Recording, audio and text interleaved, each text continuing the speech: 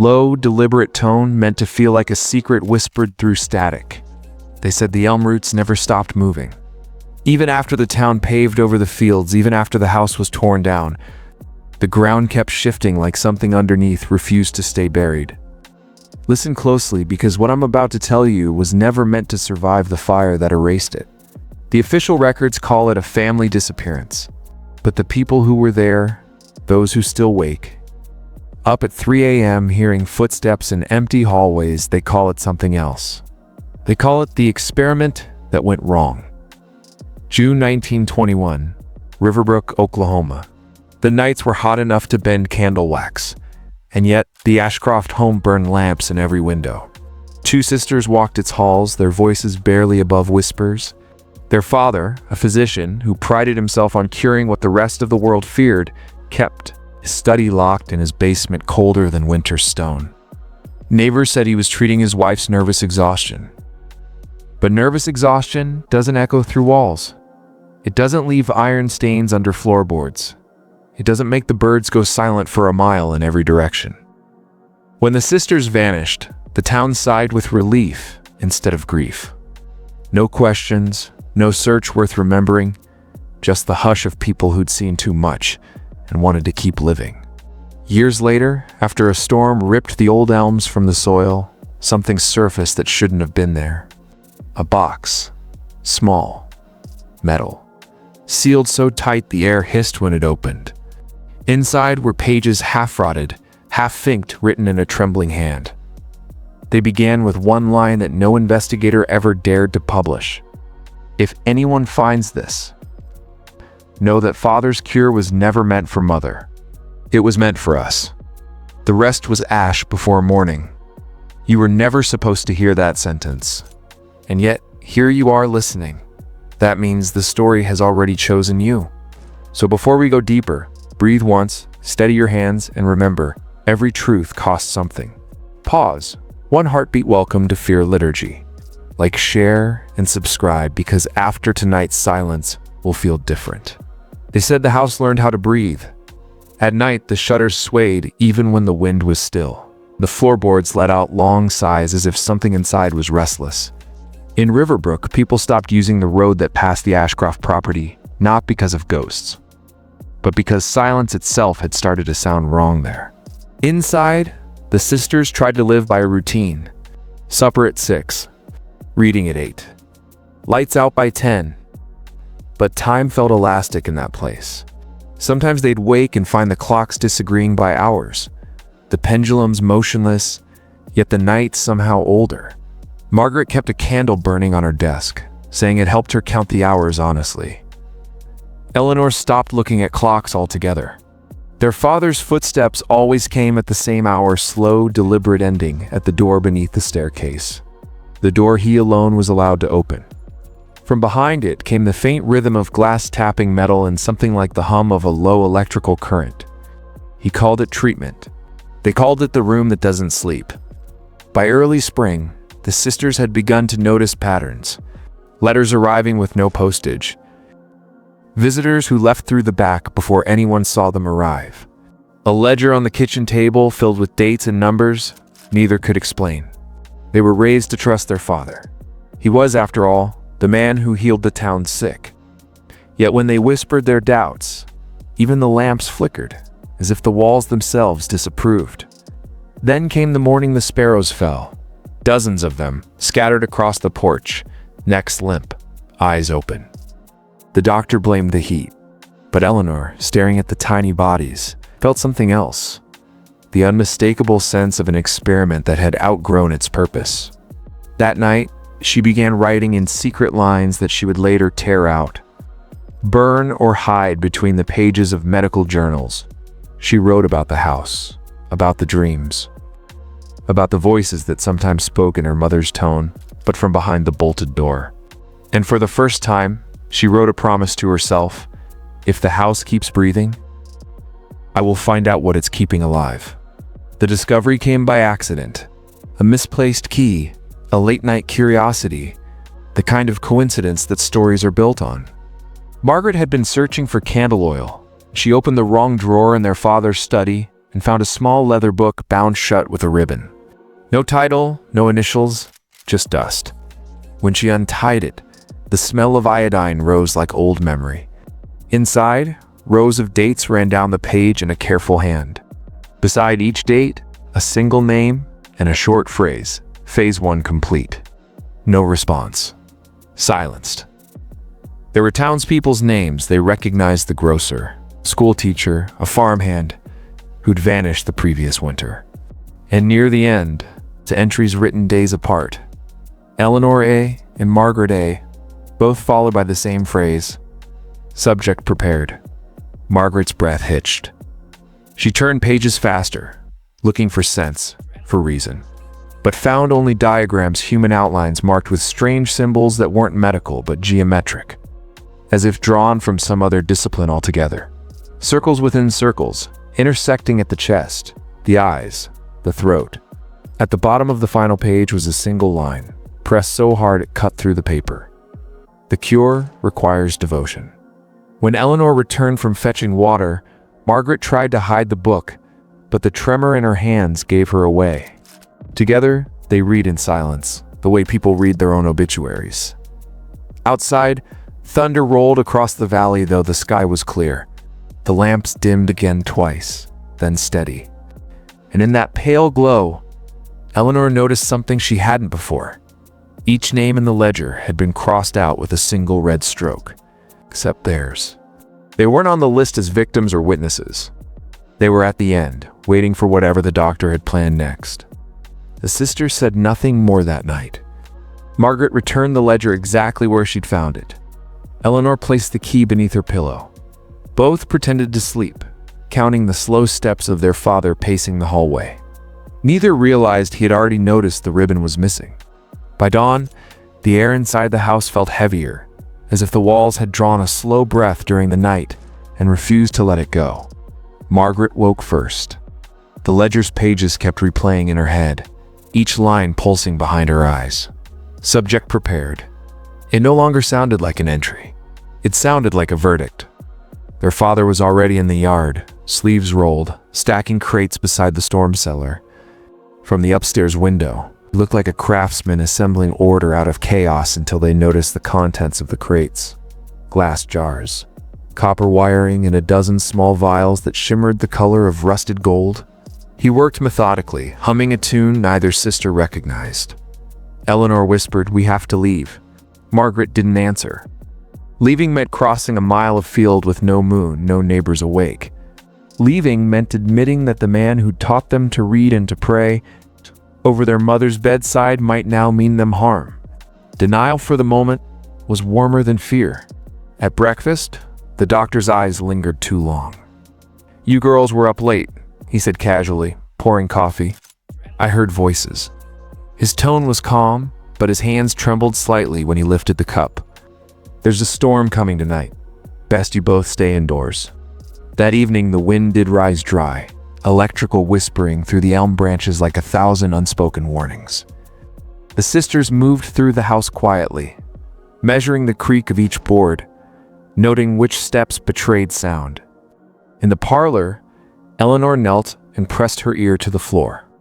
Beneath the boards came a faint tapping, rhythmic, deliberate, as if someone below were sending a message through the wood. She followed the sound to the corner near the old piano. When she pried up a loose plank, the air that escaped was colder than night itself. Hidden beneath was a narrow shaft leading down into darkness, the smell of damp stone rising from it. A ladder weighted their iron, old, polished, smooth by use. Margaret wanted to close it and forget. Eleanor reached for a candle instead. "If we don't look," she said, "we'll never wake up." The first rung groaned under her weight. The tapping stopped. Then, from below, came a single reply. 3 knocks slow, measured, human. And for the first time, Margaret understood that the house wasn't breathing. It was listening. The ladder wasn't deep, no more than a dozen steps, but each creak sounded like an argument between the past and the present. Eleanor descended first, her candle trembling against the cool air that seeped up through the shaft. Margaret followed, clutching the edges of her skirt as if fabric alone could protect her from what waited below. The chamber was smaller than they expected. No dungeon. No trap. Just stone walls glistening with moisture and a single work table crowded with notebooks, jars of preserved herbs, and the faint scent of alcohol. A single phrase was scrawled on the nearest wall in chalk. Observation is devotion. Eleanor brushed the words with her fingertips. They smudged easily, as if freshly written. On the table lay more pages, drafts of essays, lists of patients, sketches of human silhouettes annotated not with anatomy, but emotions.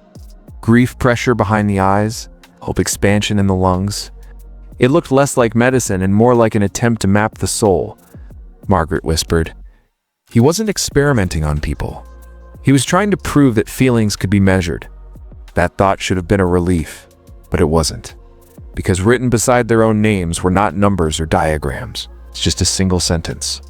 They still believe. Eleanor closed the notebook. The chill of the stone crept into her bones. For years they had watched their father treat sadness as a sickness, always chasing cures that didn't exist. Maybe he had never meant to harm anyone. Maybe he had only lost his way in the maze of his own theories. When they climbed back up, dawn was breaking. The storm had passed without rain, leaving the field silent and silver. Their father stood on the porch, watching the horizon, eyes hollow but calm.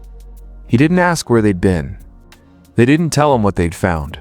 In that fragile light, the house finally stopped creaking. For the first time in months, it was utterly still, as if it too was waiting to see whether truth could bring peace. Margaret looked at her sister. Maybe, she said softly. The cure was never about healing anyone.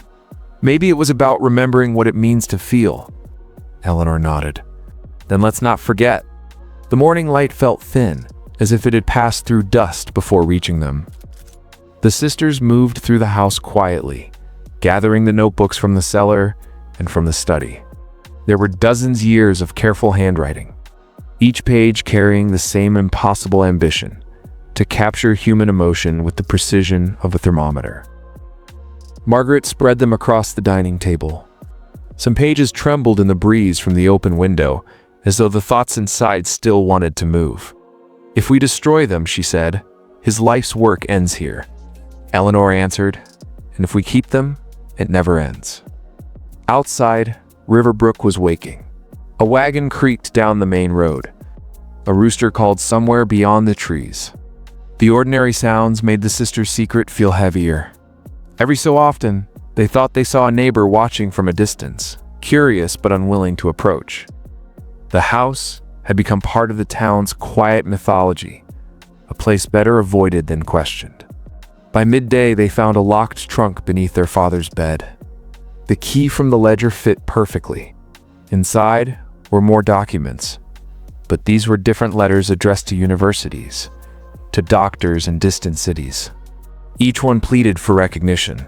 The proof is nearly complete. The Ashcroft method will redefine how we understand conscience itself. None had replies. For the first time, the sisters saw their father's ambition not as madness, but as loneliness. He'd been chasing an idea too fragile for the world to believe in. And somewhere along the way, the line between devotion and obsession had blurred. When the doctor returned that evening, they were waiting for him. The table was cleared except for one notebook. The first, the simplest. The one written before theory became doctrine. Eleanor pushed it toward him. "You don't need the rest," she said. He looked at the pages, then at his daughters. The silence stretched until the lamps burned low. Finally, he nodded once, weary but relieved. "Then let it end with us." They carried the other notebooks outside. No fire, no spectacle, just a slow release into the creek, the ink dissolving into ripples until words became water. For the first time, the house exhaled without trembling. For several days, the house stood still, listening to itself. The air that once trembled with tension now carried only the smell of wet earth and elm leaves. The sisters moved from room to room, opening shutters that had stayed closed for years. Light returned cautiously, touching the wallpaper in narrow stripes, making dust drift like quiet applause. Word spread quickly through Riverbrook. The Ashcroft house was open again. Children lingered at the gate, daring each other to step closer. Adults found polite excuses to pass by. Everyone sensed that something inside had changed, though no one could name how. Eleanor and Margaret greeted them on the porch, offering smiles that felt new but sincere. When the minister asked about their father, they said only that he was resting and that his work was finished. It wasn't a lie. It was simply enough truth for peace to begin. That evening, the sisters sat on the steps, watching the creek catch the last color of the sky. The pages they'd released were long gone, carried downstream to somewhere nameless. Yet both of them felt lighter, as if the current had taken more than paper with it. Margaret broke the silence first. "Do you think anyone will ever know what really happened here?" Eleanor shook her head. Maybe they shouldn't. Some stories keep their meaning only when they stay quiet. A gust moved through the elms, scattering pale leaves across the yard. One landed on the porch beside them, thin, translucent, veined like an old page. Eleanor picked it up and turned it over in her hand. "He wanted to measure feeling," she said softly. "Maybe he just needed to learn to feel it." The creek murmured its agreement. Somewhere behind them, the house settled with a long, contented sigh. The sisters went inside, leaving the door unlatched. For the first time in years, the home no longer feared the night. Down the road, the townsfolk heard laughter drift through the dark, simple, human, almost ordinary. And in that moment, Riverbrook itself seemed to wake from a long sleep. Years passed quietly, as years often do when a town decides to forget. Riverbrook rebuilt itself, new fences, new faces, new reasons to stay busy. Yet, the land where the Ashcroft house once stood refused to hold a new foundation. Every time someone tried to build, something subtle pushed back. A misaligned frame, a sink in the soil, a chill that turned away the most confident buyers. Locals began to call it the listening ground. Not haunted, they said, just aware. The earth had heard too much once, and now it paid attention to anyone who lingered too long. Eleanor and Margaret had long since left Riverbrook. They moved west, took new names, and lived simple, unremarkable lives. But every spring, when the elms would have bloomed again, Eleanor would feel a pulse beneath her ribs, like a memory tapping from under the ground. A reminder that silence is not the same as peace. In 1967, a storm tore through that part of Oklahoma, uprooting what remained of the old elm at the edge of the property.